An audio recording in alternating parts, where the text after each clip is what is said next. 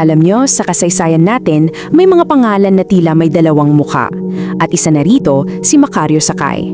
Para sa mga Amerikano noon, isa siyang bandido, isang tulisan. Pero para sa napakaraming Filipino, siya ang huling general ng himagsikan. So sino nga ka talaga siya? Yan ang aalamin natin. At ito na nga ang pinakasentro ng usapan natin. Bandido nga ba talaga siya o isang bayani? Halika, samahan niyo akong buklatin ang mga pahina ng kasaysayan para hanapin ang sagot. Sabi nga nila, 'di ba? History is written by the victors. At sa kwento ni Sakay, mukhang ganun-ganun ang nangyari. Ginamit talaga ng mga bagong mananakop noon ang lahat, pati na ang panulat, para lang gawing kontrabida ang isang taong lumalaban para sa bayan. Tingnan niyo to. Grabe yung pagkakaiba, no? Sa kaliwa, yung propaganda ng mga Amerikano. Si Sakay daw ay isang ladron, bandit, outlaw. Sa madaling salita, kriminal. Pero sa kanan, yung realidad para sa mga Pilipino. Siya ay katipunero, general, at take note, pangulo pa. Paanong nangyari to? Paanong ang isang tao may dalawang magkaibang pagkakakilala?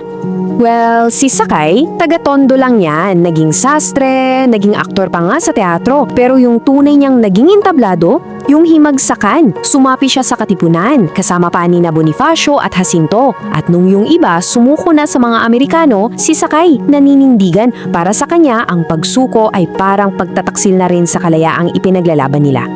At dahil nga sa paninindigan niyang yan, hindi niya basta-basta tinanggap ang pagkatalo. Sa halip, itinuloy niya ang laban. At ang paraan niya, nagtayo siya ng sarili niyang gobyerno. Ito yung tinawag na Republika ng Katagalugan na itinayo niya sa mga kabundukan. At linawin natin ha, hindi to basta-bastang grupo ng mga rebelde. Hindi. Ito'y isang gobyerno, may sariling bandera, may sariling batas, may mga opisyal. Ito ang paraan niya para sabihing, hoy, hindi pa tapos ang laban, buhay pa ang diwa ng katipunan. At siguro, ang pinakasikat na simbolo ng paninindigan niyang ito, yung mahaba niyang buhok. Sabi nga niya, isa itong panata, isang pangako na hindi niya ipapaputol hanggat hindi ganap na malaya ang Pilipinas. Isipin niyo yun, yung buhok niya mismo ang naging sagisag ng kanyang dedikasyon. Siyempre, hindi ito nagustuhan ng mga Amerikano. Pero alam nyo, hindi lang sa bundok nila nilaban si Sakay. Mas matindi yung ginawa nilang digmaan sa propaganda.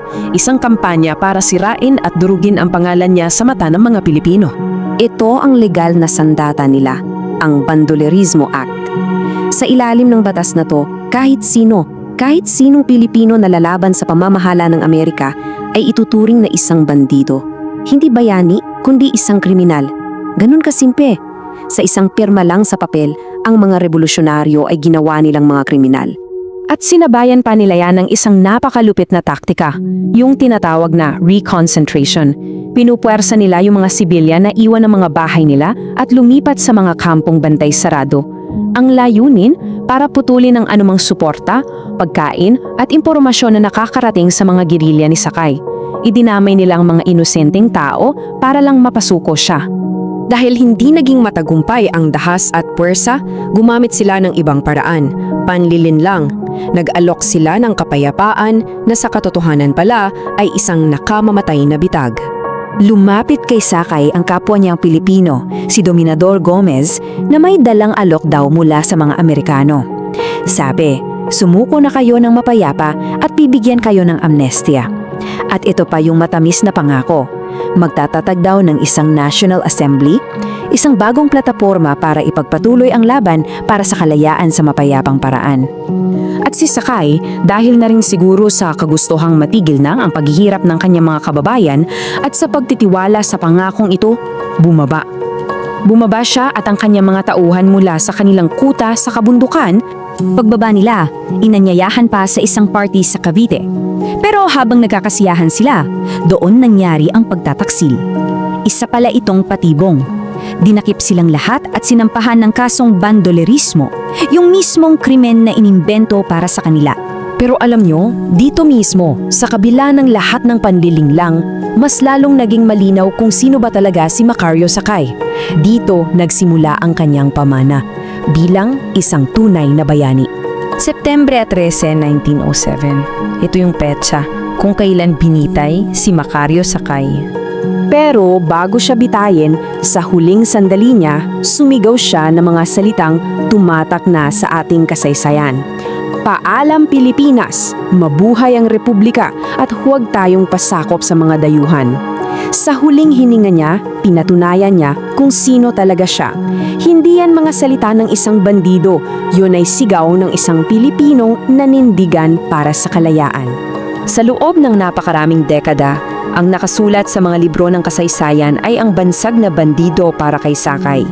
Pero ngayon, unti-unti nang itinatama ang pagkakamaling yan. Kinikilala na siya bilang isang bayani. Kaya yung tanong natin kanina, tingin ko malinaw na ang sagot. At ito ang iiwan kong tanang sa inyo. Kung ang isang tulad ni Sakay ay nagawang itago sa anino ng maling paratang sa loob ng ganon katagal na panahon, sino pa kaya sa ating mga bayani ang hanggang ngayon ay naghihintay pa ring muling matuklasan at mabigyan ng tamang pagkikilala?